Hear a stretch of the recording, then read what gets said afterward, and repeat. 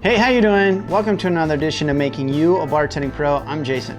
So this is a reaction video to BuzzFeed's Bartenders Reveal Secrets About Bars that they did. Here's some fun stuff that you can expect from the job.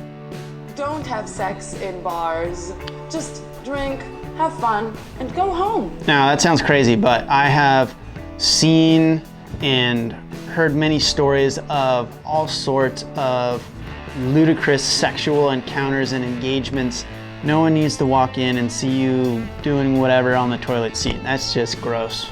The best way to get a drink or a shot for free is being someone that comes in often and tips us well. If you treat us well, we treat you well. It's really that simple. Be a big tipper. I always remember people that tip big. I always get them a shot or buy them a drink. Learn the bartenders' names, like get to know them when it's not super busy. To make a connection, like we're more likely to share a drink with them. The worst way to get a free drink is to ask for one. By the way, I can give you other stuff for free other than free drinks. A lot of times I will get you free food or snacks, something like French fries. I'm gonna add on to that too. I think another time that's good that we'll most likely buy drinks for you as a customer, or if you're a bartender, times when you should consider buying drinks for people is major life events, like it's your birthday. Now check your ID, it's gotta be your birthday that day, but if it's your birthday, I'm gonna buy you a drink.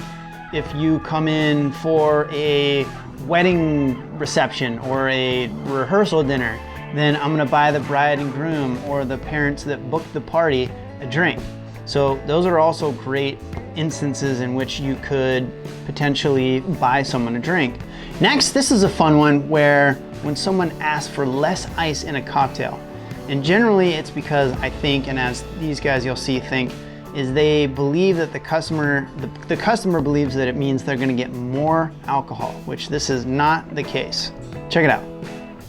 That's a total lie. Asking for no ice or less ice does not change the other ingredients of the drink. Nothing else changes. You're literally just getting less ice, which is exactly what you asked for. I don't know, less ice just means disappointment most of the time. You get less in the cup, or you get a smaller cup, unless you tip, and then that changes everything. Unless you go to that girl, in which case she'll, if you know her and you tip well, she'll give you more booze. Okay, next one is stronger drinks.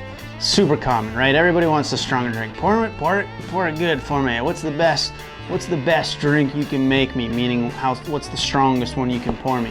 This is one we have to be careful with as bartenders, because if we're pouring more than what our customers are paying for, it could potentially cost us our job. When customers ask for like a stronger drink, I just put like 2 or 3 drops in the straw just to make them think it's stronger. It kind of burns the back of their throat real quick. The amount.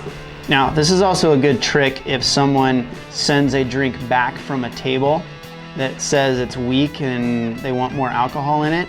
Instead of pouring an additional shot or half a shot into the cocktail, what you can do is just pour a few drops of the main alcohol right down the straw until it fills it up basically, and then don't mix it up and just send that back to the table. Tell the cocktail waitress or the waiter to just don't mix it up, just give it to them like that. And then usually what they'll do is they'll take it and they'll get that first little sip and wham, gives them a little hit of the, whatever the alcohol is, and they'll feel like they've been hooked up or that the establishment took care of that situation.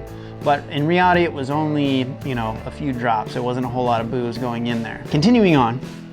Output of alcohol will be the same no matter what you ask. You can always pay for a double shot, or you can have the cup full of ice, and then it's less mixer, which will make the flavor of the alcohol stronger. Sounds like they want something strong, but they don't want to pay for it. If you want a strong drink, just order a double. And that really is at the crux of it. People are just thinking they can get more booze. This is my #1 pet peeve. Yes, I see you, you're there. There's people that are also here waiting for my attention. This is not helping your case. When people say, oh, just fix me something that like your favorite drink to have. No, what I like is not necessarily what you're gonna like. It's not necessarily what your best friend's gonna like or what your mom's gonna like. Most of the time I'm just gonna end up giving you a vodka soda with a splash of cranberry. I confirm. Somebody goes, what's your favorite drink to make? I tell them a vodka soda.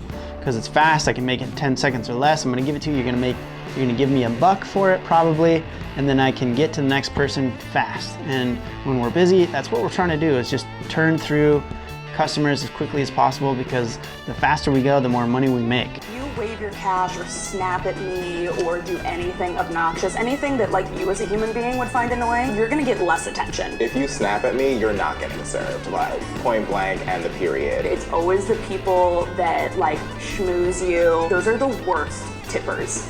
Your compliments and like your love for me doesn't pay my bills. Yeah, so snapping at people, so bad. It's just terrible, terrible manners. And if you're a customer and you're snapping at your bartender, whew, man, you got a lot to learn. And going along with that, what is the best way to get a bartender's attention? The best way to get a bartender's attention is to look at them and smile. It's like, I mean, when you meet somebody for the first time. The best way is just to look like you're ready. Most of the time, bartenders are scanning their section of the bar to see who's ready and who's not. So we're always looking for you. Don't worry. If you'll stand there waiting, catch my eye. Make sure I saw you, and then you're good. Patience is rewarded behind the bar. Wait your turn. Don't worry, I will get to you. You will get your drink. You'll be fine.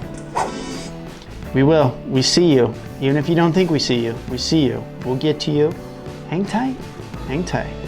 And if those of you that are bartenders and you're working in busy bars and you don't have a system, check out this video that I made, an oldie but a goodie, about how to take care of your customers in a way that makes sure that nobody's being left out and you're serving them in the most efficient way. Which brings us to tipping.